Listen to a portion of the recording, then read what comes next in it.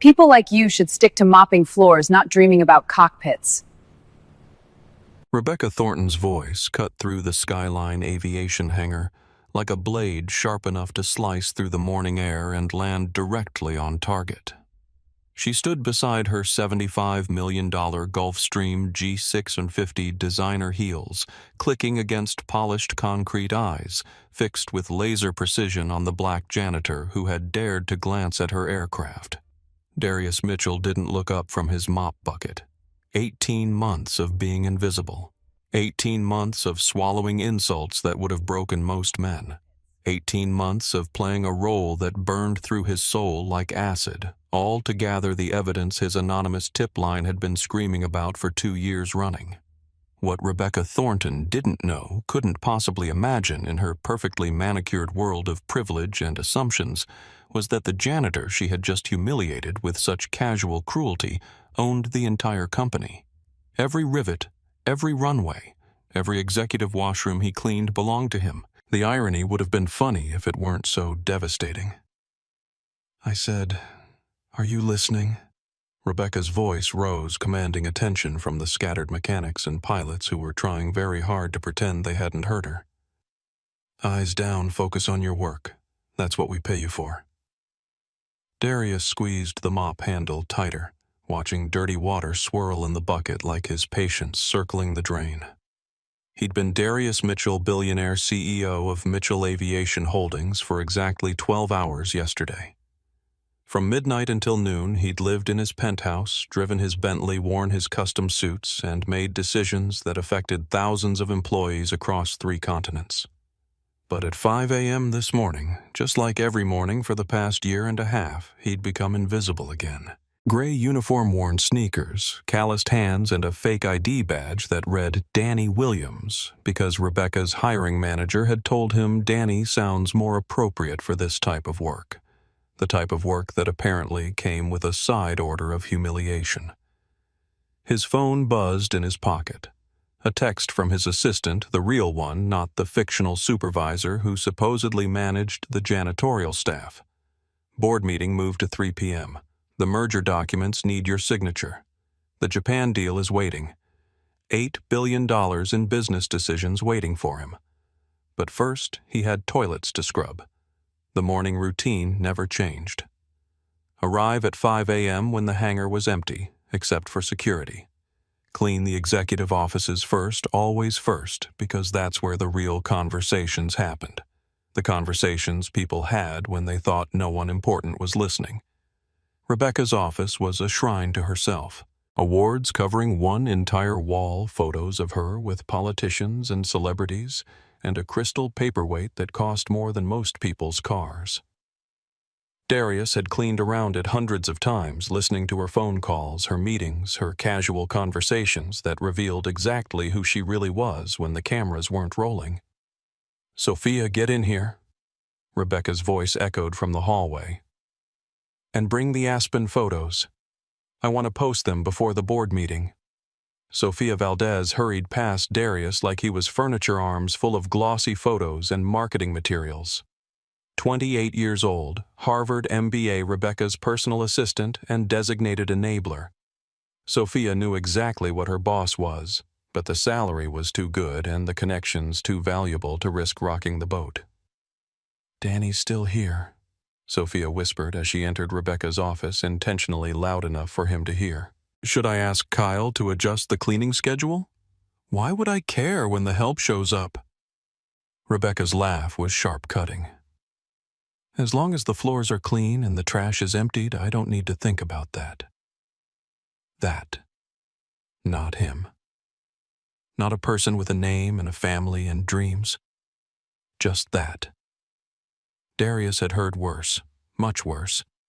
But this morning with his son Jaden's drawing of an airplane taped to his locker in the janitor's closet with the memory of his late wife, Maria's voice whispering, "Make aviation fair," for everyone still echoing in his ears, the casual dehumanization hit differently. Maria Santos appeared around the corner pushing a supply cart loaded with cleaning chemicals and fresh towels. 45-year-old maintenance supervisor originally from El Salvador, and the only person in this building who had ever looked him in the eye and smiled like he was human. "Buenos dias, Danny," she said quietly, slipping a water bottle into his supply bucket. "Careful today. Lorena is in a mood. The queen. That's what the Hispanic maintenance staff called Rebecca behind her back. Not out of respect, out of fear."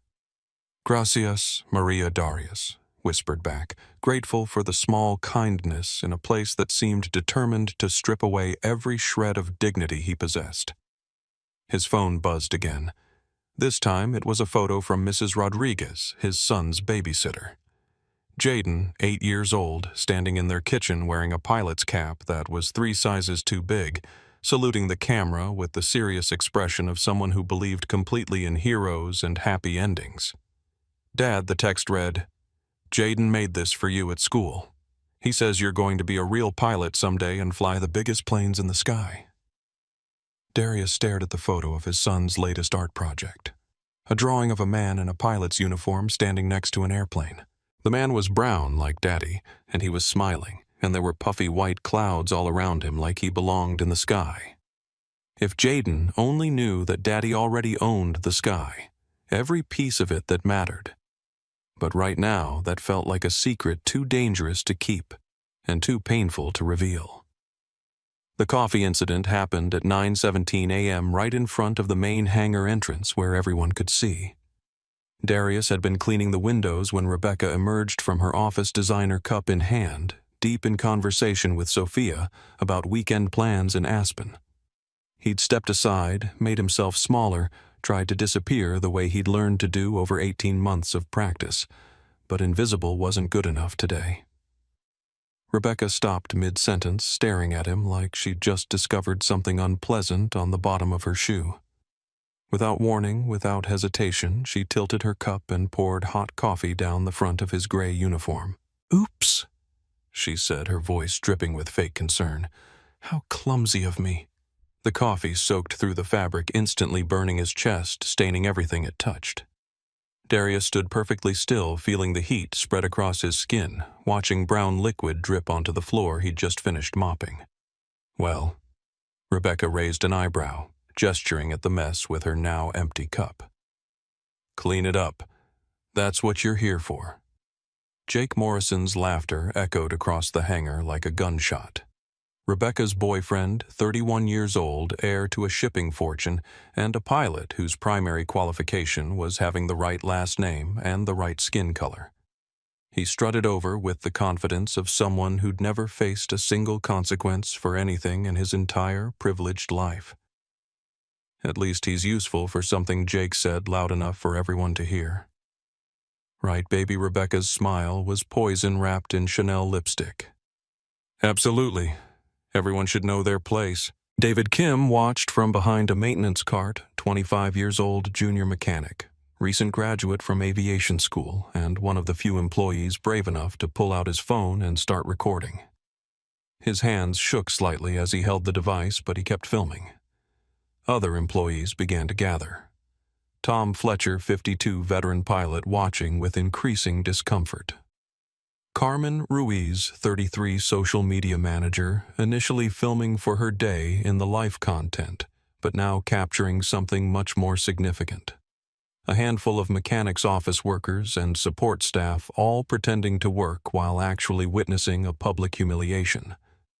"You know what I love about this job," Jake continued, warming to his audience. "Getting to work with such diverse people really adds character to the workplace." The way he said diverse made it sound like a disease. Darius knelt and began cleaning the coffee with paper towels from his supply cart. 1 sheet, 2 sheets, 3 sheets, each one soaking up liquid and dignity in equal measure.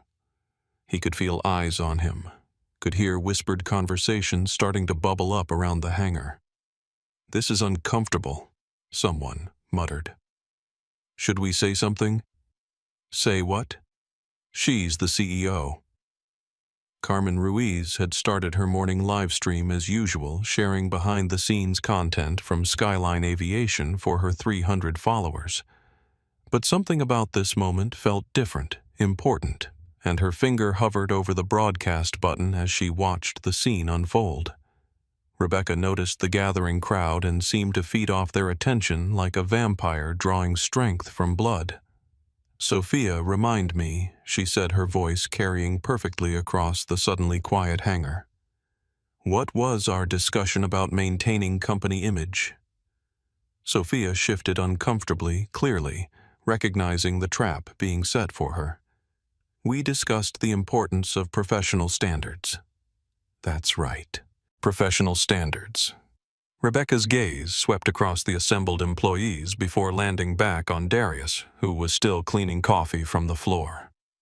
"You see, some people are naturally suited for leadership roles. They have education breeding class. They understand how to present themselves in business environments." Jake nodded enthusiastically. "My father always said you can tell someone's potential by how they carry themselves. It's in the DNA." "Exactly," Rebecca continued. "And others." She gestured vaguely at Darius. "Others are better suited for support roles, manual labor, tasks that don't require complex thinking or decision-making abilities." The words hit the hangar like physical blows. Carmen's live stream viewer count had jumped to 50 people, then 100, then 200 as word spread through social media that something significant was happening. Kyle Patterson appeared from the security office, 35 years old, head of security, and Rebecca's personal enforcer. 6 feet tall, broad shoulders, and the kind of smile that never reached his eyes. He'd been listening to the conversation from across the hangar and decided to add his own commentary. "That's why we have hiring standards," Kyle said, his voice carrying the authority of someone who'd never been questioned. "Some positions require certain qualifications: intelligence, education, cultural fit." Cultural fit. The phrase hung in the air like smoke from a fire everyone could smell but nobody wanted to acknowledge. Maria Santos had stopped working entirely, standing frozen beside her supply cart with tears forming in her eyes. She'd seen this before, lived this before, but watching it happen to someone else never got easier. Tony Fletcher, the veteran pilot, couldn't stay quiet anymore. "This doesn't seem right," he said, his voice cutting through the ugly atmosphere. "The man's just trying to do his job." Rebecca turned toward Tony with the slow, deliberate movement of a predator who'd found new prey. "Excuse me, Captain Fletcher. Did you have something to contribute to this conversation?" Tony straightened his shoulders. 30 years in the military combat experience in 3 different conflicts, and he'd never backed away from a fight worth fighting. "I said it doesn't seem right. Treating people like that. Like what Rebecca's voice was ice. Like employees. Like people who work for me. Like they're less than human." The hangar fell silent except for the distant hum of machinery and the sound of Carmen's live stream notification pinging as new viewers joined every second. 200 people watching, then 500, then 1,000. Jake stepped closer to Tony, chest puffed out like a rooster looking for a fight. "Maybe you should worry about your own job instead of defending the help." "The help," Tony's voice rose. "His name is Danny. He's a human being, and last I checked, we all work for the same company." Rebecca laughed, the sound sharp enough to cut glass. "No, Captain Fletcher. We don't all work for the same company. Some of us run companies. Others clean up after us. It's called hierarchy, and it exists for a reason." Darius finished cleaning the coffee and stood slowly, paper towels in his hand. Brown stains covering the front of his uniform like badges of shame he hadn't earned. He looked directly at Rebecca for the first time since the incident began. "Is there anything else you need, ma'am?" His voice was calm, professional, completely controlled. Rebecca studied his face, searching for anger, defiance, any excuse to escalate further.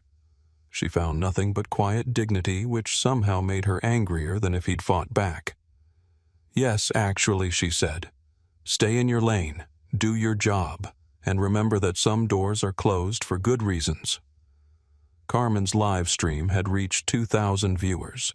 Comments were pouring in a mixture of outrage and support, people sharing the stream with friends and family, hashtags starting to form organically. David Kim tucked his phone away, but not before sending the video to 3 different group chats and his cousin, who worked at a major news outlet. Some stories were too important to keep quiet. Kyle Patterson stepped forward, hand on his radio, ready to escalate if necessary. "Everything good here, boss." Rebecca nodded, satisfied with her performance. "Everything's perfect. Isn't it?" Danny Darius met her eyes one more time. "Yes, ma'am. Perfect." But as he walked away, pushing his supply cart toward the next area that needed cleaning, his phone buzzed with a text from his real assistant, the one who knew exactly who he was and why he was here. "Emergency board meeting called for this afternoon. The Yamamoto Group wants to finalize the Tokyo acquisition. They specifically requested to meet with you. $8 billion in business. Thousands of jobs. International expansion that would reshape the entire aviation industry. All waiting for the man in the gray uniform who'd just been publicly humiliated for the crime of existing while black in a space where someone had decided he didn't belong." The irony was starting to feel less funny and more like justice waiting to be served. The emergency call came at 11:43 a.m., shattering Rebecca's post-humiliation satisfaction like glass hitting concrete. "What do you mean he's unconscious?" Rebecca's voice echoed through the executive corridor, panic replacing the smugness that had been painted across her face just hours earlier. "When? How bad is it?" Darius paused in his window, cleaning, invisible as always, but perfectly positioned to overhear every word of the conversation that was about to change everything. "I don't care about hurricane warnings." Rebecca continued, her voice cracking with genuine emotion for the first time anyone could remember. "I don't care about flight restrictions. I need to be in Dubai in 6 hours. My father had a massive heart attack during surgery. If I don't get there..." She couldn't finish the sentence. The phone slipped from her hand, clattering across the marble floor like her perfectly controlled world falling apart. Sophia rushed to her boss's side, tablet in hand, already working the problem with the efficiency that had earned her the Harvard MBA and the 6-figure salary. "I'm calling every pilot we have. Reynolds is in Seattle. Henderson is stuck in New York due to weather. Martinez is on medical leave." "I don't want excuses," Rebecca snapped, but her voice lacked its usual venom. Fear had replaced arrogance, desperation replacing superiority. "I want solutions. Get me a pilot, any pilot." Carmen Ruiz had been editing her morning live stream when she heard the commotion. Something about the raw panic in Rebecca's voice drew her back toward the executive area, phone ready. Though this time, her motivation wasn't content creation. It was curiosity about how someone who'd been so cruel an hour ago would handle her own crisis. Jake Morrison arrived with his usual swagger, diminished by the obvious gravity of the situation. "Baby, what's wrong? What happened?" "My father." Rebecca managed between attempts to call other aviation companies. "He's dying. In Dubai. I have to get there now." Okay, Jake said, trying to project competence while secretly having no idea how to help. "I can fly you." "No problem." "You don't have international certification," Sophia reminded him gently. "And with the hurricane conditions moving through the Atlantic, you'd need someone with serious weather experience." Jake's face flushed red. Being reminded of his limitations in front of an audience wasn't part of his usual script. "I can handle weather. I'm not some amateur." "No," Sophia said firmly, pulling up weather reports on her tablet. "Category 2, hurricane approaching from the southeast. Wind shears, icing conditions, potential for severe turbulence. This isn't a weekend trip to Martha's Vineyard." The gathering crowd in the hangar had grown larger. Word was spreading that something big was happening, and employees were finding excuses to drift toward the executive area. Carmen's follower count was climbing as she prepared to go live again, sensing that the morning's drama was far from over. Rebecca made call after call, each one ending the same way. Unavailable.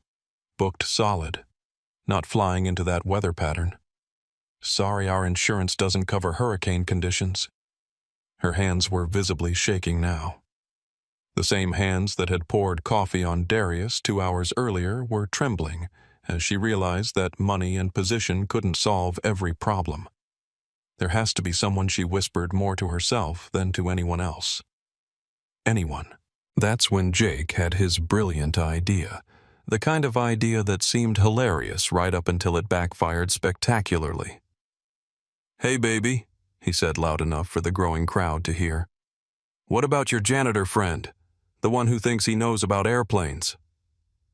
The suggestion landed in the middle of the hangar like a grenade. Several people looked around confused, while others who had witnessed the morning's humiliation began to understand exactly what Jake was suggesting. "That's not funny," Sophia said quietly. "I'm not trying to be funny," Jake continued, warming to his theme as he noticed more people paying attention. "I'm being practical. If he thinks he understands aviation so well, maybe he should put his mop where his mouth is." Rebecca looked up from her phone, her grief-stricken expression slowly shifting into something else entirely. Something cruel and desperate, and looking for a target to blame for her helplessness. Darius had moved closer, ostensibly to clean the windows near the executive area, but really because he could sense that whatever was about to happen would be significant. His phone buzzed with another message from his assistant. 3 potential solutions for the Tokyo deal, all requiring your immediate attention. But he couldn't look away from the train wreck that was building momentum in front of him. "You know what Rebecca said?" Her voice carrying across the hangar as she stood and walked toward the main floor. "Jake's right. Where is our aviation expert? Our resident pilot?" She was looking directly at Darius now, and everyone in the hangar followed her gaze. Carmen hit the live button on her stream viewer count, immediately jumping to 500 people as word spread that something dramatic was happening. "Ma'am," Darius said quietly, setting down his cleaning supplies. "You," Rebecca said, pointing at him like an accusation. "Earlier today you seemed very interested in aircraft, very knowledgeable about things that are none of your business." The crowd was growing by the minute, mechanics stopping their work, office staff emerging from their cubicles. Even some of the pilots who weren't currently flying had gathered to see what was happening. "I was just working, ma'am," Darius replied, but Rebecca wasn't listening to reason anymore. She was running on grief and desperation and the need to transfer her pain onto someone else. "Working," she repeated mockingly. "Right. Well, I have a job opportunity for you. A real job. Something that requires all that aviation knowledge you seem to think you have." Jake stepped up beside her, grinning like he was about to witness the greatest practical joke in history. "Tell him about the jet, baby. Tell him about Dubai." Rebecca's smile was sharp enough to cut diamonds. "I need someone to fly my jet to Dubai. Emergency trip. Dangerous weather conditions. Requires an experienced pilot with international certification and weather expertise." She paused, letting the impossibility of what she was suggesting sink in for everyone watching. "Think you're up for it?" The hangar fell silent except for the sound of Carmen's live stream notifications pinging as viewer count climbed toward 1,000 people. Comments were pouring in a mix of outrage and fascination as people realized they were witnessing something unprecedented. Darius looked around at the faces surrounding him, some hostile, some curious, some clearly uncomfortable with what they were seeing. Maria Santos was standing near the supply closet, hands pressed to her mouth in horror. David Kim had his phone out again, recording everything. "I don't understand, ma'am," Darius said carefully. "It's simple." Jake jumped in, loving every second of the spotlight. "Rebecca needs a pilot. You seem to think you know about flying. So fly her jet to Dubai and back, if you can handle it." "And if I can't?" Darius asked.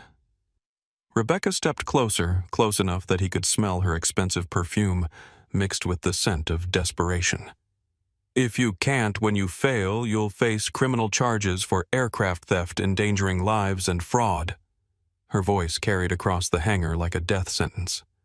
But when you succeed... She laughed, the sound bitter and cruel. Well, that's not going to happen, is it? People like you don't just become pilots overnight. Carmen's live stream had reached 1,500 viewers. Someone in the comments had recognized Rebecca and Jake, and word was spreading across social media that something major was happening at Skyline Aviation. Actually, Darius said quietly, "I'd like to take you up on your offer." The words dropped into the silence like stones into still water, sending ripples of shock through the gathered crowd.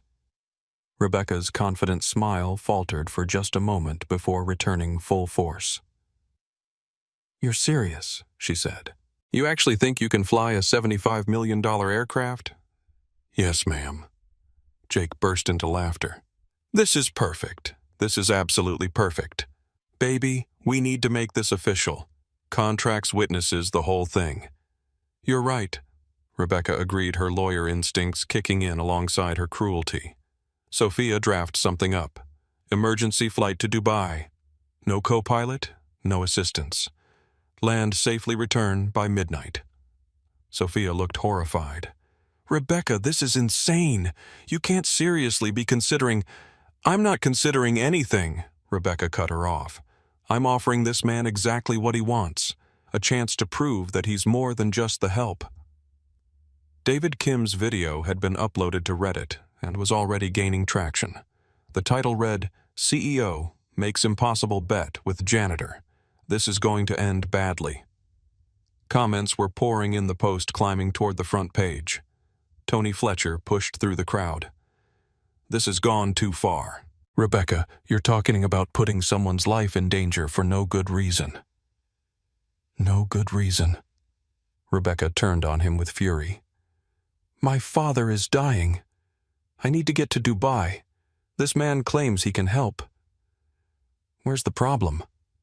"The problem is that he's not a pilot," Jake said. "He's a janitor with delusions of grandeur. And when he crashes that jet, maybe people will finally understand why we have standards." Maria Santos couldn't stay quiet anymore. "Esto está mal," she whispered loud enough for people nearby to hear. "This is wrong."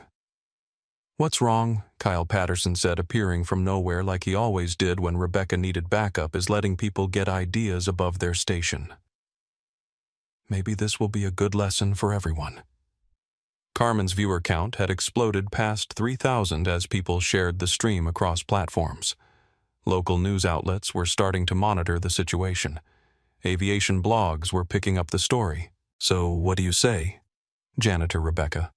asked, her voice carrying across the hangar like a challenge and a threat rolled into one. "Ready to put your money where your mop is."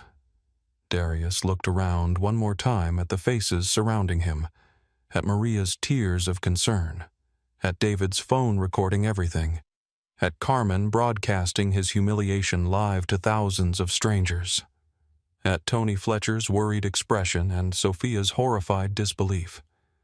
And then he looked at Rebecca and Jake standing there with their privileged smiles and their casual cruelty and their absolute certainty that they were untouchable.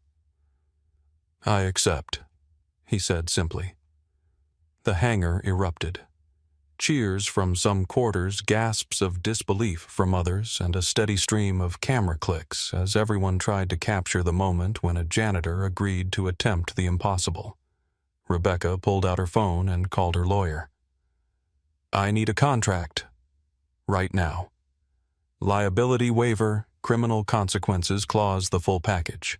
As the legal paperwork was being prepared, as the crowd grew larger and the social media buzz reached fever pitch as Rebecca and Jake high-fived each other in anticipation of the spectacular failure they were about to witness, Darius quietly pulled out his phone and sent a single text message to his assistant, his real assistant, the one who knew exactly who he was and why he was there. "Prepare the documentation.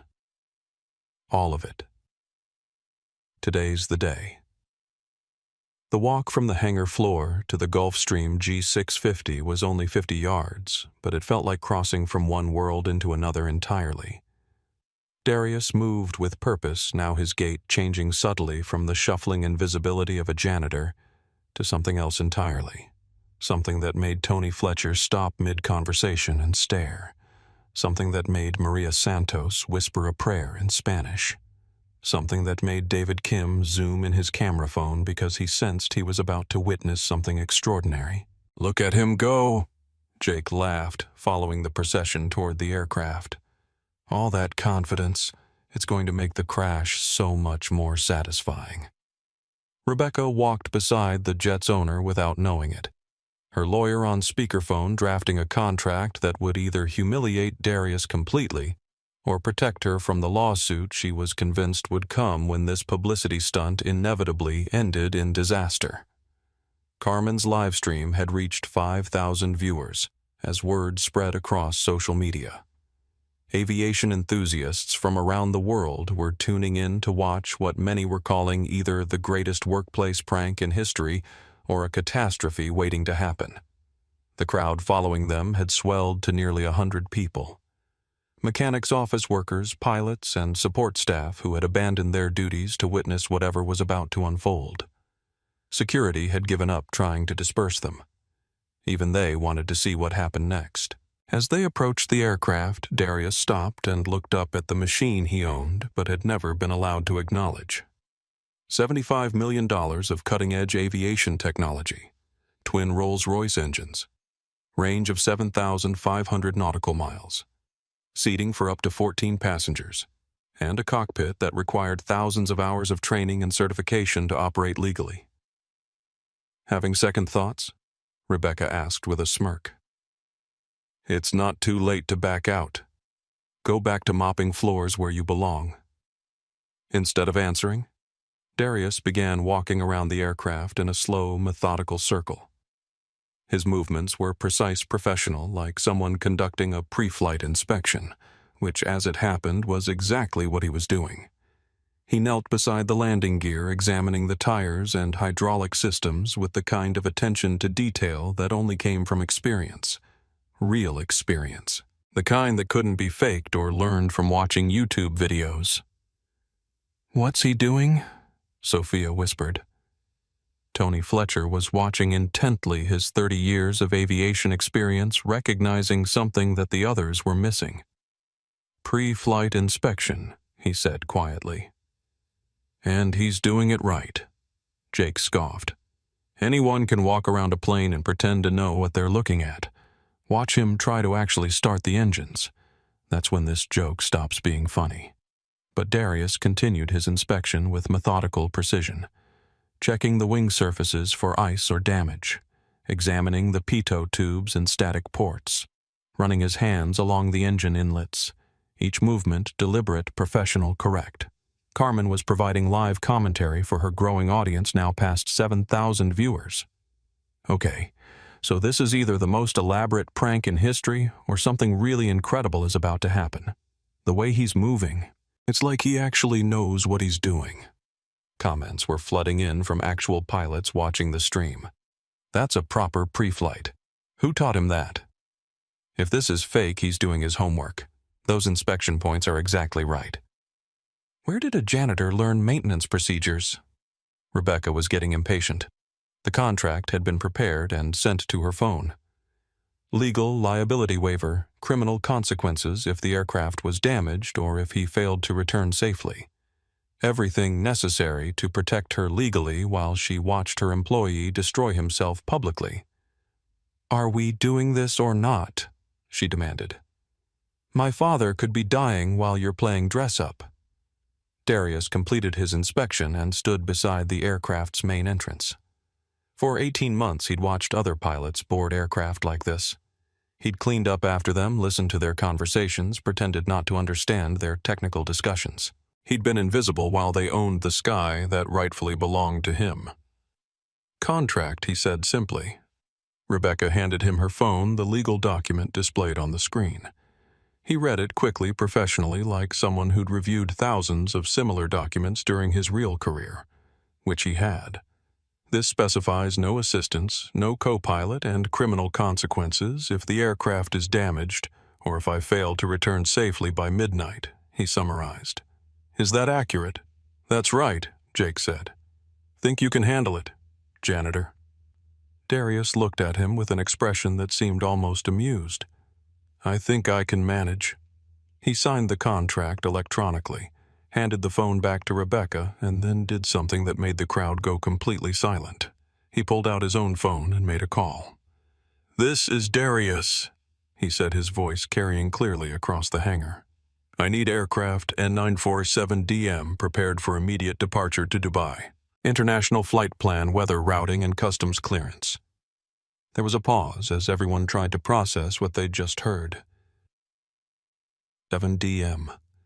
The tail number of Rebecca's aircraft. The aircraft they were all standing beside. How does he know the tail number? Sophia whispered. Rebecca snatched the phone from his hand before he could continue the call. Who were you calling? Who has access to my aircraft information? Darius retrieved his phone calmly.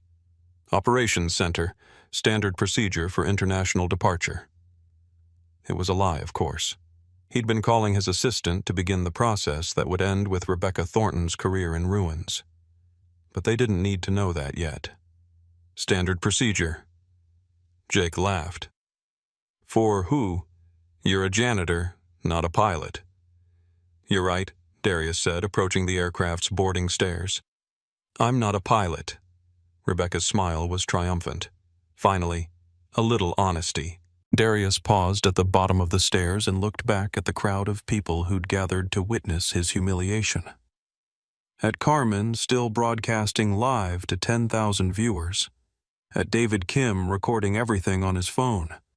At Maria Santos, tears streaming down her face because she was watching a good man walk into what everyone believed was certain disaster. I'm not a pilot, he repeated. I'm a captain. There's a difference. And then he climbed the stairs and disappeared into the aircraft that belonged to him, leaving behind a crowd of people who had no idea that their world was about to change forever. Inside the cockpit, Darius settled into the pilot's seat with the comfortable familiarity of someone coming home. The Gulfstream G650 was his favorite aircraft in his fleet. He'd personally overseen its design modifications and had flown it himself dozens of times during test flights and certification procedures. He began the startup sequence with practiced efficiency. Battery switches on. Avionics master on. Engine parameters checked. Flight management system initialized. Each switch, each button, each procedure executed with the precision of someone who could have done it blindfolded.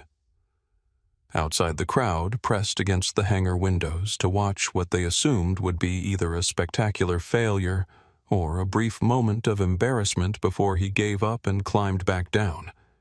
Instead, they heard the unmistakable sound of twin Rolls-Royce engines spooling to life. Holy shit, someone whispered. He actually started the engines. This is really happening. Carmen's live stream had exploded past 15,000 viewers as word spread that something unprecedented was unfolding. Aviation forums were buzzing, Reddit threads were multiplying, local news outlets were dispatching crews. And in the cockpit of N947DM Captain Darius Mitchell, former Air Force test pilot, current CEO of Mitchell Aviation Holdings and owner of the company where he'd spent 18 months being treated like less than human, contacted the control tower and requested clearance for departure. Tower, this is Skyline 1, requesting clearance to taxi for departure to Dubai. Skyline 1, stand by. Are you declaring an emergency? Darius smiled for the first time in 18 months. Negative, Tower. Just heading home. The Gulfstream G650 rolled onto the active runway with the smooth precision of a machine operated by someone who understood exactly what he was doing. In the tower, air traffic controllers were scrambling to verify credentials, check flight plans, and figure out how a janitor had managed to start a $75 million aircraft and request international clearance. Tower skyline. 1. Ready for departure. Darius announced, his voice carrying the calm professionalism that marked genuine expertise. Rebecca stood at the hangar windows, phone pressed to her ear, screaming at whoever would listen. "I don't care what your database says. Check again. There's no way that man is certified to fly anything more complicated than a shopping cart." Carmen's live stream had reached 25,000 viewers as news outlets began picking up the story. Aviation professionals from around the world were tuning in to watch what many were calling either the greatest hoax in aviation history or something that would change how everyone thought about assumptions and prejudice. Skyline 1. You are cleared for takeoff. Runway 27. Wind 240 at 15. Fly heading 090 after departure. Cleared for takeoff. Runway 27. Heading 090 after departure.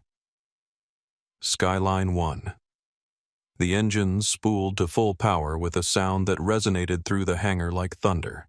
Jake Morrison, who had been making increasingly nervous jokes as the reality of the situation sank in, fell silent as he watched the aircraft accelerate down the runway with textbook precision.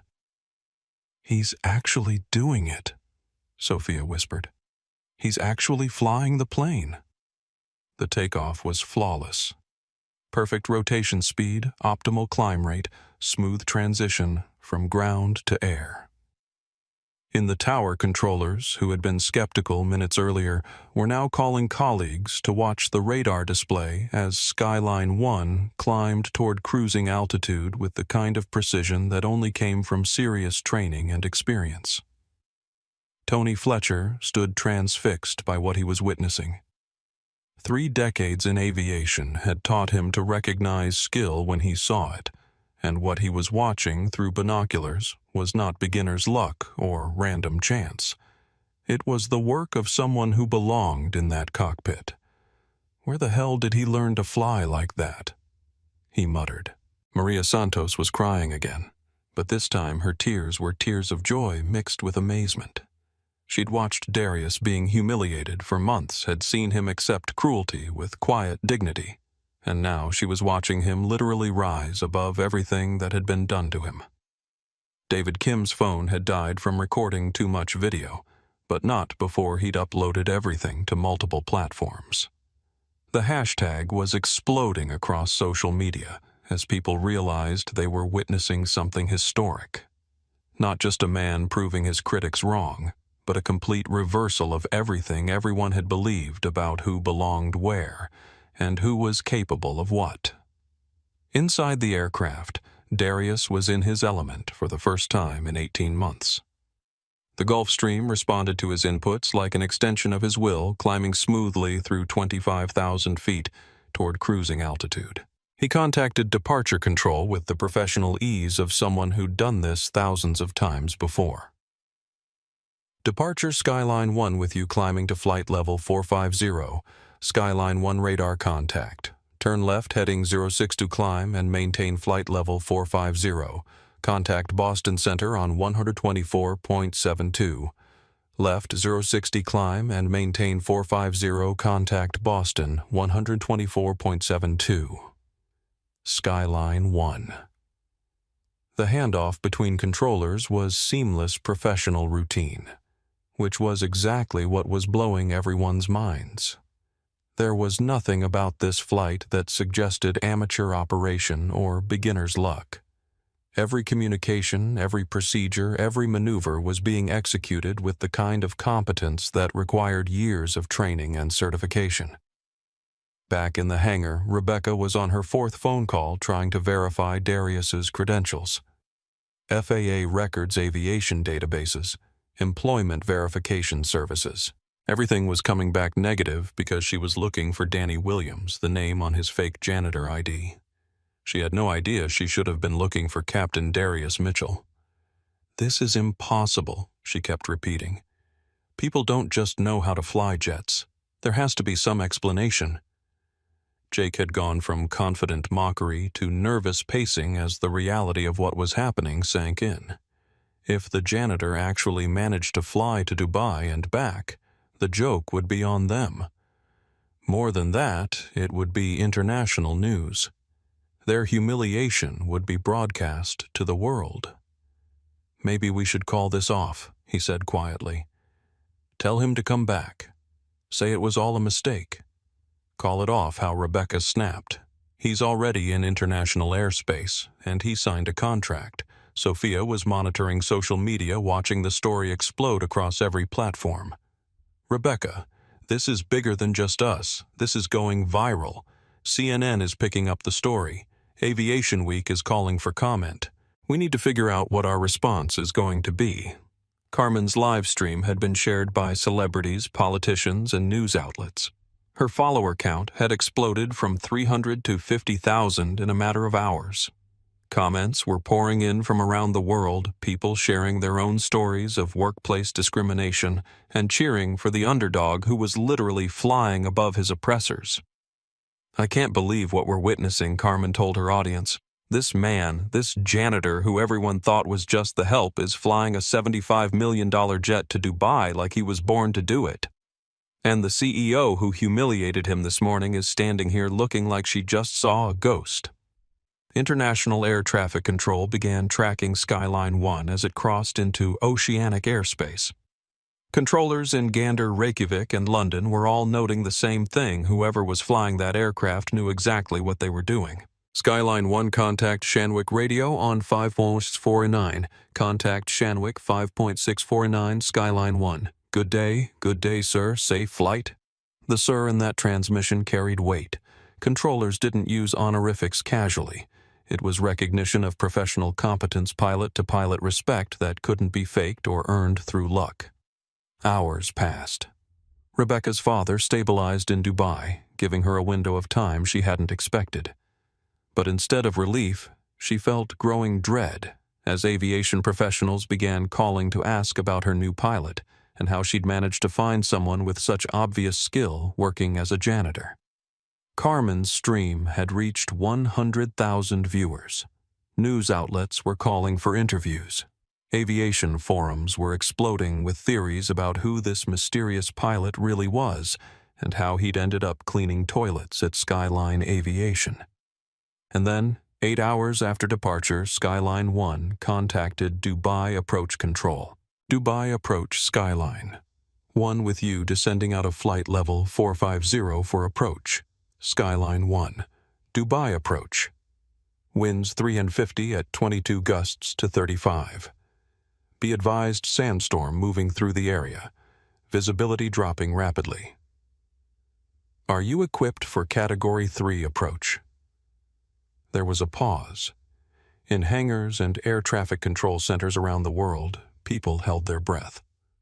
Category 3 approaches required special equipment, specialized training, and certification that most pilots never attempted.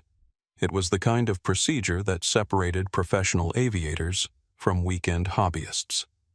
Dubai Approach. Skyline 1 is equipped and certified for Category 3. Requesting ILS approach. Runway 30 left. Skyline 1 cleared for ILS approach, runway 30 left. Winds now 350 at 28 gusts to 40. Caution wake turbulence from departing heavy aircraft. What followed was a textbook approach and landing in conditions that would have challenged even the most experienced airline pilots. Smooth, precise, professional. The kind of flying that made controllers pause in admiration and other pilots stop their own activities to watch. Skyline 1. Welcome to Dubai. Contact ground 121.9 for taxi instructions. Beautiful approach. Ground 121.9. Thank you for the compliment. Skyline 1. Beautiful approach. From Dubai controllers who saw thousands of landings every month, who worked with pilots from every airline in the world who didn't offer praise lightly. Back at Skyline Aviation, the hangar was packed with employees, reporters, and curious onlookers who had heard about the story and come to witness the conclusion. Rebecca stood surrounded by cameras and microphones, trying to explain how her janitor had managed to successfully complete one of the most challenging flights in commercial aviation. "I don't have an explanation," she finally admitted. This isn't what we expected. Jake had disappeared entirely unable to face the growing crowd and the questions about his role in what was increasingly being called the aviation story of the decade. And in Dubai, at the fixed base operator, where Skyline One had parked ground crews, were talking about the pilot who had just landed in impossible conditions and made it look routine. They asked the customs officials who the pilot was expecting to hear about some legendary aviator with decades of experience. Instead, they were told the pilot's name was Danny Williams, and according to his employment records, he was a janitor from Chicago, which made absolutely no sense at all. But that was about to change, because as Skyline One prepared for its return flight, Darius made one more phone call, this time to his lawyer, not his assistant. It's time, he said simply. Are you sure? Once we do this, there's no going back. I've been invisible for 18 months. I think I'm ready to be seen. The return flight would change everything. But first, the world needed to know exactly who they'd been watching. The return flight from Dubai began with what appeared to be a routine departure at 11:47 p.m. local time. Skyline One climbed smoothly into the night sky, navigation lights blinking against the stars, while thousands of people around the world tracked its progress through flight monitoring websites that had crashed multiple times from unprecedented traffic.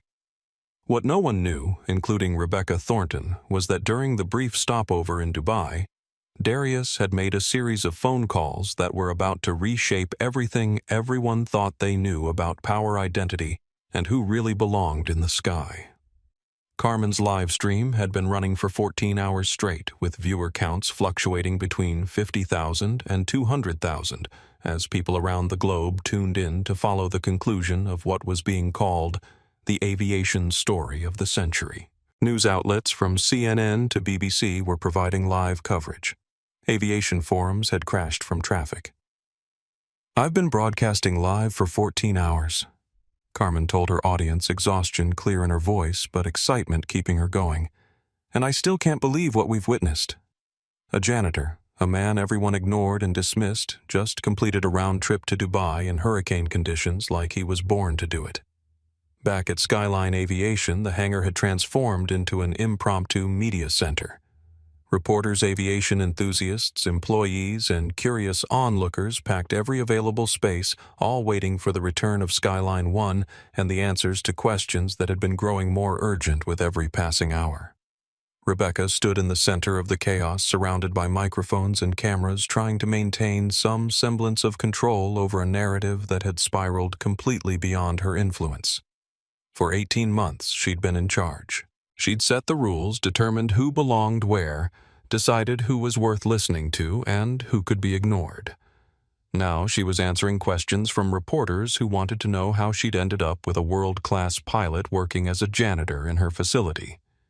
Ms. Thornton, a reporter from Aviation Week, called out, "Our sources indicate that the pilot of Skyline One executed a Category 3 approach in Dubai during a sandstorm. That requires specialized certification that takes years to obtain. Can you explain how someone you employed as janitorial staff acquired those qualifications?" Rebecca's carefully maintained composure was cracking under the pressure. "I'm investigating. There are obviously discrepancies in his employment records that need to be resolved." "Discrepancies?" another reporter pressed. "Ms. Thornton, we've spoken with air traffic controllers from Boston to Dubai. They're all describing the same thing, professional-level competence that doesn't happen overnight. Are you suggesting this was some kind of elaborate fraud?" Before Rebecca could answer, Sophia appeared at her elbow with a tablet displaying something that made her face go pale. "Rebecca," she whispered urgently, "you need to see this." The tablet showed a series of search results for Darius Mitchell that Sophia had finally thought to look up after 18 hours of trying to verify the credentials of Danny Williams. What she'd found was terrifying in its implications. Captain Darius Mitchell, former Air Force test pilot. Darius Mitchell, CEO of Mitchell Aviation Holdings. Darius Mitchell worth $8 billion according to Forbes. Rebecca stared at the screen in disbelief. The photos showed a man in expensive suits standing beside aircraft, shaking hands with politicians and celebrities. But the face was unmistakable. It was their janitor. "This is impossible," she breathed. "This has to be some kind of mistake. Some kind of identity theft or—" Her voice trailed off as the implications began to sink in. If the man she'd been humiliating for 18 months was actually a billionaire CEO, if he was actually the owner of aircraft worth hundreds of millions of dollars, if he was actually qualified to fly anything that had ever been built, then what did that make her Jake Morrison had been hiding in the security office, monitoring social media and watching his own reputation disintegrate in real time? Videos of his racist comments from that morning were being shared millions of times. Aviation companies were distancing themselves from him. His family's shipping business was being flooded with calls demanding his resignation from positions he'd never earned through merit. But when Sophia's discovery reached him through the gossip network that connected every corner of the facility, his reaction wasn't shame or remorse.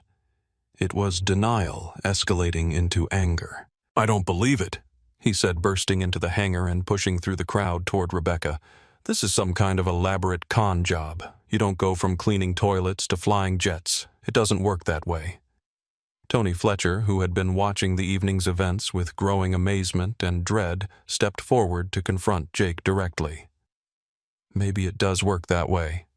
Maybe you just never bothered to look past your own prejudices to see what was right in front of you."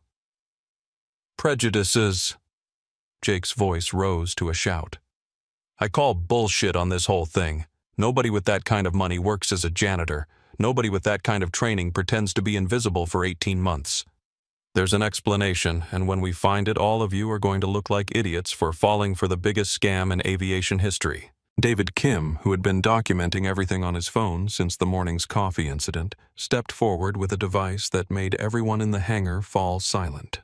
A tablet displaying flight tracking information, social media feeds, and most importantly, a live stream that was showing something unprecedented. Skyline One's return flight was being tracked by every major aviation monitoring service in the world.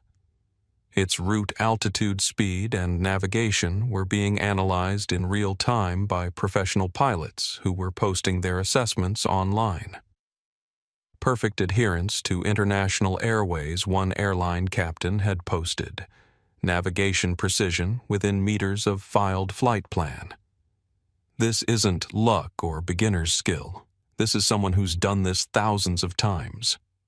Another pilot had analyzed the radio transmissions that were being recorded and broadcast by aviation enthusiasts. Professional terminology, proper phraseology, immediate responses to ATC instructions. Whoever this is, he's been trained to military standards, but the most damning evidence was coming from Skyline Aviation's own systems. David had accessed the facility's security footage and discovered something that made everyone's blood run cold. "You want to know who Darius Mitchell really is?" he said, connecting his tablet to the hangar's display system. "Let me show you." The screens around the hangar lit up with security footage from the past 18 months. Hundreds of hours of video showing their janitor moving through the facility. But David had edited the footage to show specific moments, specific behaviors that everyone had missed because they'd been looking at a uniform instead of the man wearing it. Darius examining aircraft with the eye of someone who knew exactly what he was looking at. Darius listening to technical conversations with the focus of someone who understood every word. Darius moving through the facility with the confidence of someone who belonged there, not because he was allowed to be there, but because he owned it. "He wasn't hiding," David announced to the packed hangar. "We just refused to see him." The footage continued showing interaction after interaction where Darius had demonstrated knowledge, competence, and professionalism that everyone had ignored because it didn't fit their expectations of what a janitor should know or be able to do. Rebecca watched the montage with growing horror as she realized the full scope of what had been happening under her nose. Every cruel comment, every dismissive gesture, every racist assumption had been witnessed and documented by someone who had the power to destroy her career with a single phone call. "My God," she whispered, What have we done? That's when the hangar's phone system began ringing. Not one phone, but every phone in the building simultaneously. The main number, the executive line, the operations center, the maintenance office. Every extension lit up at once with incoming calls from news outlets, aviation companies, government officials, and business leaders who had heard the story and wanted answers. Sophia answered the main line and found herself talking to a reporter from the Wall Street Journal who wanted to know how Skyline Aviation had ended up employing one of the richest men in aviation as a janitor. Before she could formulate a response, Kyle Patterson burst into the hangar with news that made the situation exponentially worse. "Federal investigators are here," he announced breathlessly. "FAA, FBI Department of Labor. They want to interview everyone involved in today's incident." Rebecca's legs gave out. She sank into a nearby chair as the full implications of 18 months of documented workplace discrimination began to hit her. If Darius Mitchell was who they now believed him to be, if he had been recording and documenting everything that had happened to him, if he had evidence of the pattern of racist behavior that had permeated every corner of the facility, she wasn't just looking at losing her job. She was looking at federal civil rights violations that could send her to prison. Carmen's live stream audience had swelled past 300,000 viewers as word spread that something massive was about to be revealed. Comments were pouring in from around the world with people sharing their own stories of workplace discrimination while expressing amazement at what they were witnessing. "Ladies and gentlemen," Carmen announced to her global audience, "I think we're about to find out exactly who we've been watching for the past 18 hours. And based on what I'm seeing here in the hangar, based on the federal agents who just arrived, based on the way everyone who participated in this morning's humiliation is starting to panic, I think this story is about to get much, much bigger." That's when the hangar's main entrance opened and a black sedan pulled up to the aircraft parking area.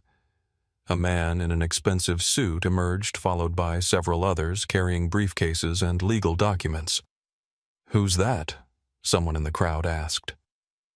David Kim was filming everything, catching the moment when the man in the suit walked directly toward Rebecca with the confident stride of someone who owned everything he was walking on.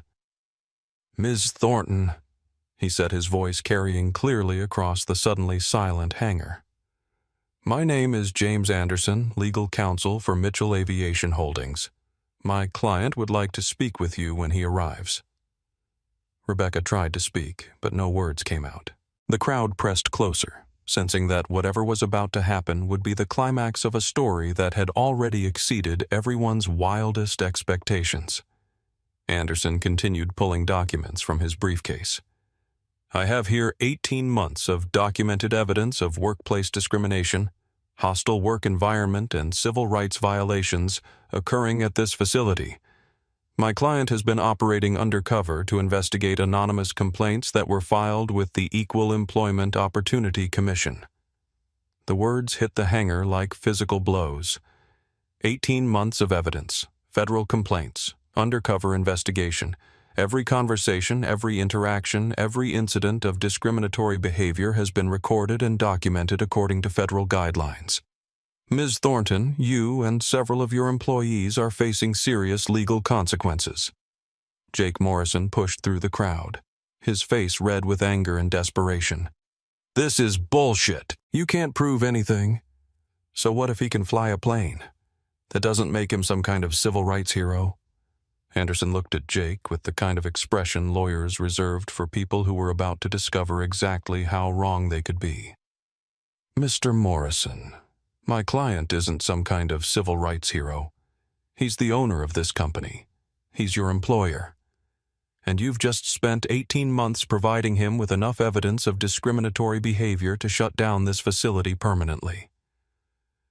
The hangar erupted in shocked voices and camera flashes as reporters realized they weren't just covering a story about an unlikely pilot. They were witnessing the exposure of an undercover investigation that had captured months of documented workplace discrimination at the highest levels of a major aviation company. And then, cutting through all the noise and chaos, came the sound everyone had been waiting for. Twin Rolls-Royce engines approaching from the east as Skyline 1 returned from Dubai exactly on schedule. Carmen pointed her camera toward the sound, her voice filled with anticipation as she addressed her global audience. Here he comes, the janitor who turned out to be a billionaire CEO, the man who spent 18 months being invisible so he could document everything that happened to him. Ladies and gentlemen, I think we're about to meet the real Darius Mitchell. The aircraft touched down with perfect precision, taxied to its parking position, and shut down engines. The boarding stairs deployed automatically, and a figure appeared in the doorway. But this time, he wasn't wearing a janitor's uniform. This time, Captain Darius Mitchell emerged wearing the kind of custom suit that cost more than most people's cars, moving with the quiet confidence of someone who had just proven a point that would reshape how everyone in that hangar thought about power privilege and the dangerous assumptions people make about who belongs where. The transformation was complete. The reveal was perfect. And the consequences were just beginning. Darius Mitchell walked down the aircraft stairs wearing a charcoal gray suit that probably cost more than most people's cars, custom leather shoes that made no sound against the metal steps, and an expression of quiet satisfaction that came from 18 months of patience finally bearing fruit. The hangar fell silent except for the sound of camera shutters and the quiet hum of Carmen's live stream, which had reached 400,000 viewers as word spread that the conclusion of the most watched workplace drama in internet history was about to unfold. Rebecca Thornton stood frozen beside the aircraft. She now realized she had never actually owned watching the man she'd spent months humiliating approach her with the calm confidence of someone who held every card in a game she was just now realizing she'd been losing since the day it started. Ms. Thornton Darius said quietly, his voice carrying clearly across the packed hangar. I believe we have some business to discuss. Jake Morrison pushed through the crowd, his face red with anger and disbelief, still refusing to accept what was obvious to everyone else. This is impossible. You're a janitor. You clean toilets. You don't just become a billionaire overnight. Darius turned to face Jake with an expression that was almost amused. You're absolutely right, Mr. Morrison. I didn't become a billionaire overnight. I've been one for quite some time. I just chose to work undercover at my own company to investigate the discrimination complaints that have been filing up on my desk for the past 2 years. He pulled out his phone and held it up so everyone could see the screen. This device has been recording every conversation, every interaction, every racist comment, and every instance of workplace harassment that has occurred in this facility over the past 18 months. All of it documented according to federal guidelines and admissible in court. The weight of those words settled over the hangar like a heavy blanket. Rebecca's face had gone completely white. Kyle Patterson was backing toward the exit, realizing that his role as chief enabler was about to cost him everything. Sophia stood perfectly still, mentally calculating how much she might have witnessed versus how much she had actually participated in.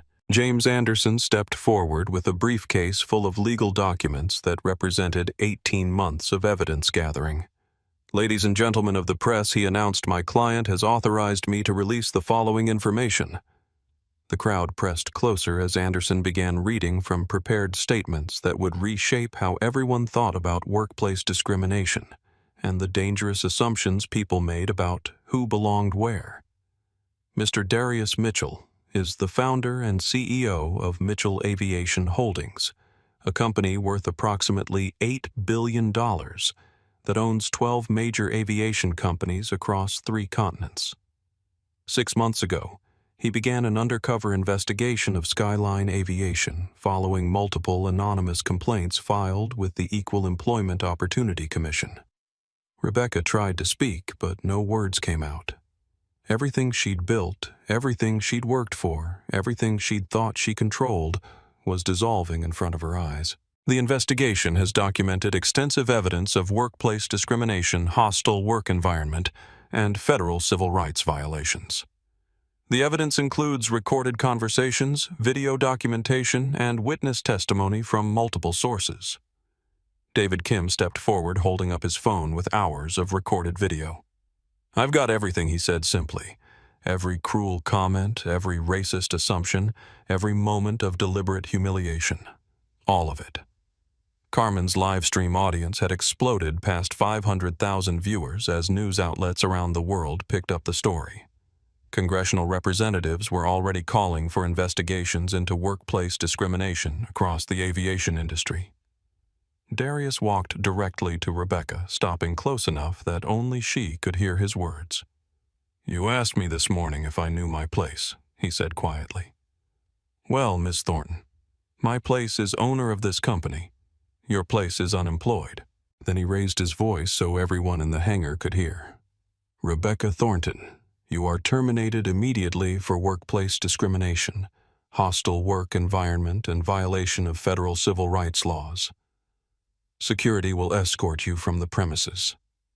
Rebecca's legs gave out completely. She sank to the floor as the reality of losing everything hit her like a physical blow. "This can't be happening," she whispered. "This can't be real." "Kyle Patterson," Darius continued, "you are terminated for enabling discriminatory behavior and creating a hostile work environment through your actions as head of security." Kyle was already halfway to the exit, but federal agents were waiting by the doors. His evening was going to get much worse before it got better. Jake Morrison, Darius turned to face Rebecca's boyfriend, who was standing in the middle of the hangar looking like someone had just explained to him that gravity worked backwards. "You are permanently banned from all Mitchell Aviation Holdings properties. Your pilot's license will be reviewed by the FAA based on evidence of discriminatory behavior and professional unfitness." Jake's face went through several different colors before settling on a shade of gray that matched his prospects for future employment in aviation. "You can't do this," he said desperately. "I have contracts. I have rights." "You have the right to remain silent," one of the federal agents said, approaching with handcuffs. "You also have the right to an attorney."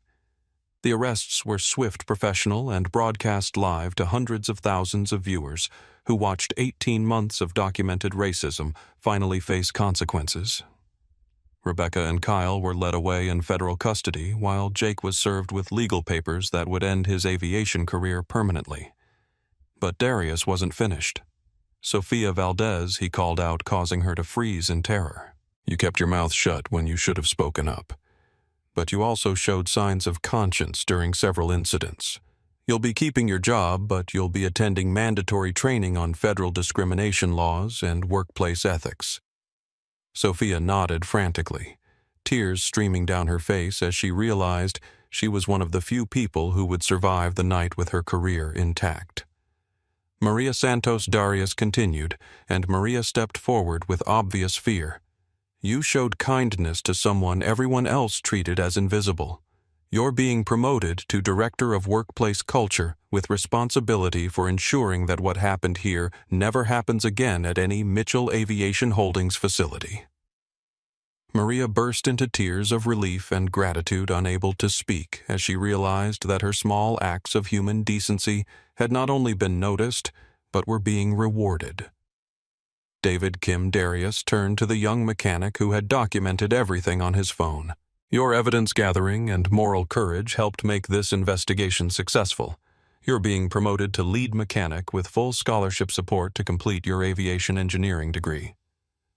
The crowd was cheering now, realizing they were witnessing justice being served in real time. Carmen's live stream had crashed and restarted twice from the volume of viewers trying to watch history unfold. Tony Fletcher. Darius called out to the veteran pilot who had been the only one to speak up during the morning's humiliation. "Your willingness to stand up for what's right when everyone else stayed silent shows the kind of leadership this industry needs. You're being promoted to Chief Pilot Operations, with responsibility for pilot training and professional development across all our facilities." Tony wiped tears from his eyes, overwhelmed by the recognition that his military training to always do the right thing had finally paid dividends in civilian life. But the most important moment came when Darius pulled out his phone and made one more call, this one to his son. "Jaden," he said, his voice carrying clearly across the hangar. "Daddy caught all the bad people at work. I'm coming home now, and I never have to pretend to be someone else again. The 8-year-old's excited voice carried through the phone speaker. Did you fly the big plane, Daddy? Did you show them you're a real pilot? I showed them exactly who I am, buddy. And now everyone knows that dreams don't have color limits. The hangar erupted in applause, but Darius wasn't done with his revelations.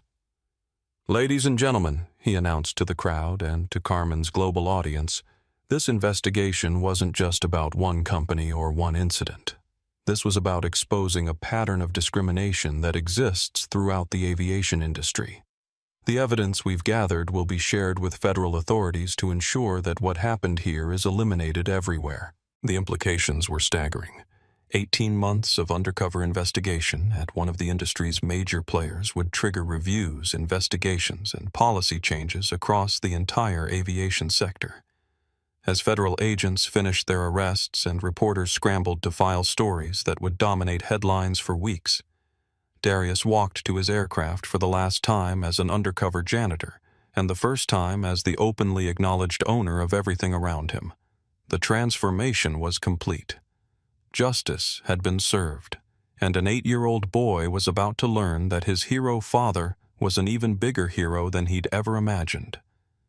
6 months after what the media had dubbed the skyline revelation, the aviation industry was still adapting to changes that had rippled outward like shockwaves from a single point of impact. Mitchell Aviation Holdings had implemented the most comprehensive anti-discrimination protocols in the industry, creating a model that other companies were scrambling to duplicate before federal investigators turned their attention elsewhere. Anonymous reporting networks, mandatory bias training, and zero-tolerance enforcement had become standard practice across 12 companies and 3 continents. The ripple effects extended far beyond corporate policy changes. Rebecca Thornton had been sentenced to 18 months in federal prison for civil rights violations, serving as a warning to executives everywhere that documented discrimination would face serious consequences. Her case had been covered extensively in business schools as an example of how personal prejudice could destroy careers and companies. Jake Morrison had lost his pilot's license permanently and faced federal charges for conspiracy to create a hostile work environment. His family's shipping company had terminated all contracts with aviation firms to avoid association with his actions. Kyle Patterson had been sentenced to 12 months in prison and banned from working in security positions for any company that held federal contracts. His role as chief enabler had been documented so thoroughly that he'd become a case study in how bystander complicity enabled discrimination. But the most significant changes weren't punitive. They were transformational. Tony Fletcher's promotion to chief pilot operations had led to partnerships with historically black colleges and universities to create aviation scholarship programs specifically designed to address the industry's diversity deficit. Within 6 months, pilot training programs that had been 90% white for decades were seeing enrollment rates that reflected actual population demographics.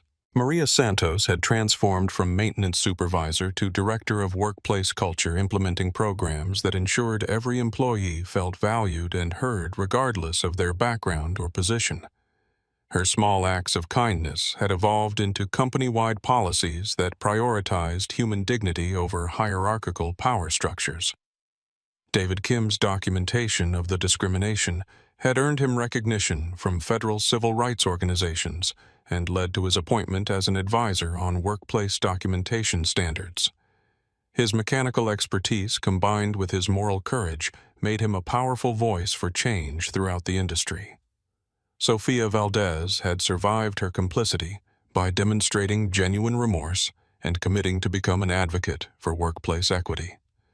Her Harvard MBA and insider knowledge of corporate culture made her an effective force for ensuring that discrimination policies weren't just written, but actually implemented. Carmen Ruiz had parlayed her documentation of the Skyline incident into a career as a workplace justice advocate, using social media to expose discrimination across multiple industries.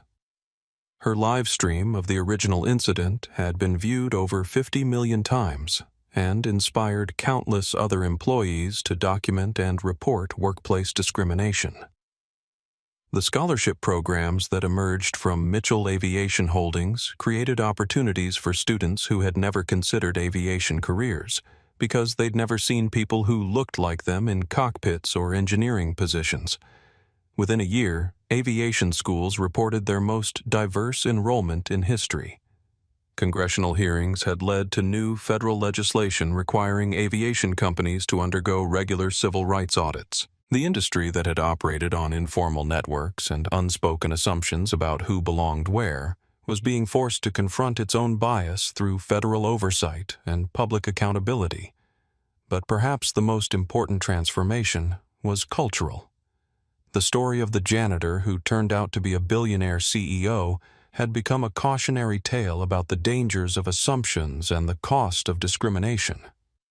It was being taught in business schools, discussed in corporate boardrooms, and referenced in diversity training programs across multiple industries. The phrase, "You never know who you're really talking to," had become shorthand for treating everyone with dignity, regardless of their apparent position or status.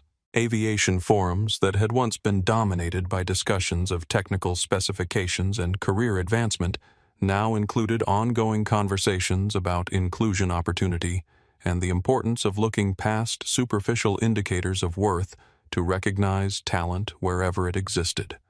The changes weren't perfect, and they weren't universal. Discrimination couldn't be eliminated through policy changes alone. But the Skyline incident had created an awareness that made such behavior more difficult to ignore and more expensive to defend. Most importantly, it had demonstrated that accountability was possible, that documentation could lead to justice, and that sometimes the most powerful response to discrimination was simply refusing to accept that it was inevitable or unchangeable. The 8-year-old boy who had drawn pictures of his father as a pilot had watched his hero become an even bigger hero by proving that dignity, competence, and dreams had no color restrictions. And across the aviation industry, children who had never imagined themselves in cockpits were beginning to believe that the sky really was the limit. 2 years after the incident that changed everything, Darius Mitchell stood at the podium of the International Aviation Conference, looking out at an audience of pilots, executives, engineers, and students from around the world. Behind him, a massive screen displayed a photo of him in his janitor's uniform, alongside an image of him in his pilot's uniform, the visual representation of a story that had become legendary in aviation circles. 2 years ago, he began his voice carrying clearly through the packed auditorium. I walked into my own hangar wearing a gray uniform, carrying a mop, and prepared to be invisible. I thought I was conducting an investigation into workplace discrimination. What I discovered was something much more profound. The audience was silent, hanging on every word from the man who had transformed their industry through 18 months of documented courage. I discovered that discrimination isn't just about cruel words or unfair treatment. It's about the dreams we don't allow people to pursue, the potential we refuse to recognize, and the limitations we place on human possibility based on superficial assumptions about who belongs where. In the front row, Jaden Mitchell sat beside his father's assistant, now 10 years old and wearing a junior pilot's uniform that wasn't too big for him anymore. He listened with the focused attention of someone who understood that his father's story was also his story, and the story of every child who had ever been told that their dreams were too big for their circumstances. When I emerged from that aircraft in Dubai, when I walked down those stairs wearing a custom suit instead of a janitor's uniform, I wasn't revealing who I had become. I was revealing who I had always been. The same person who had been invisible for 18 months was the same person who owned the company, who held pilot certification, who had the education and experience and qualifications that everyone assumed I couldn't possibly possess.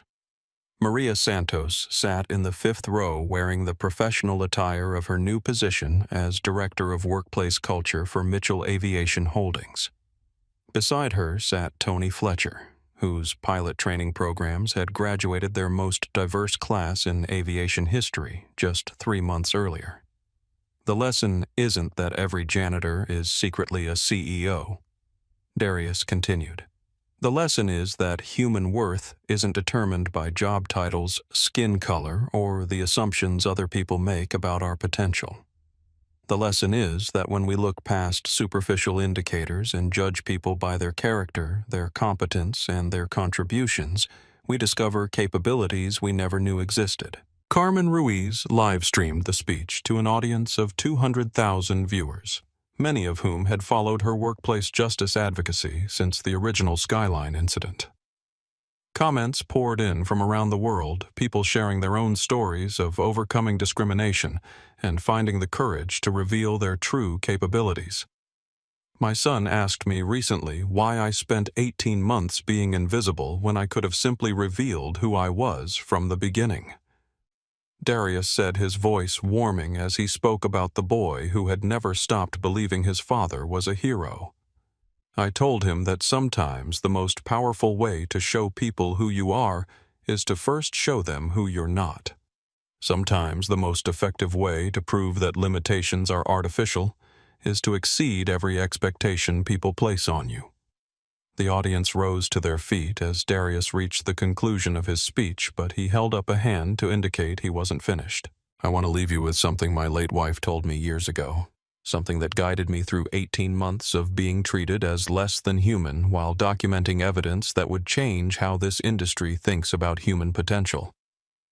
The auditorium fell silent again, as people sensed they were about to hear the words that had motivated one of the most extraordinary workplace justice stories in modern history. She said, "Make sure every child can dream of flying regardless of color, background, or circumstances. Make sure that when they look up at the sky, they see possibility, not limitation." Darius gestured toward the audience, toward the diverse faces that represented the changes his investigation had helped create. Look around this room. 2 years ago, this audience would have looked very different. Today, you represent the future of aviation. Pilots, engineers, executives, and students from every background, every ethnicity, every walk of life. You represent the dreams that were always possible but not always encouraged. He paused, looking directly at his son in the front row. To the children watching this speech, to the young people who have been told their dreams are too big or too impractical or not suitable for people like them, I want you to remember something very important. The sky has no color barriers. Your potential is limited only by your willingness to pursue it, not by other people's assumptions about what you can achieve. The standing ovation lasted for 5 minutes, but more importantly, it marked the moment when an industry acknowledged that transformation wasn't just possible, but essential. As Darius stepped down from the podium and embraced his son as the audience filed out to return to companies and schools and training programs that were actively working to ensure equal opportunity for everyone, the real legacy of the Skyline incident became clear. It wasn't just about exposing discrimination or achieving justice for one man's mistreatment. It was about proving that when people are judged by their character and capabilities rather than their appearance or assumed status, extraordinary things become possible. That evening, as Darius tucked Jaden into bed, the boy asked the question that had defined their journey together. "Daddy, do you think I can really be a pilot someday?" Darius smiled, thinking about the scholarship programs, the changed policies, the federal legislation, and the cultural shift that had emerged from 18 months of documented courage. "Son," he said, "you can be anything you want to be. The sky belongs to everyone now." And for the first time in aviation history, that was actually true. If this story moved you, remember that dignity isn't earned through position. It's owed through humanity. Share this message, stand up for what's right, and never underestimate the power of treating everyone with respect, because you never know who you're really talking to. If you believe in justice, if you believe that everyone deserves dignity, regardless of their job title or background, then hit that like button right now. Subscribe to our channel because we're bringing you more stories about courage, justice, and the power of standing up for what's right. Share this video with someone who needs to hear that their dreams matter, that their potential is unlimited, and that discrimination has no place in our world.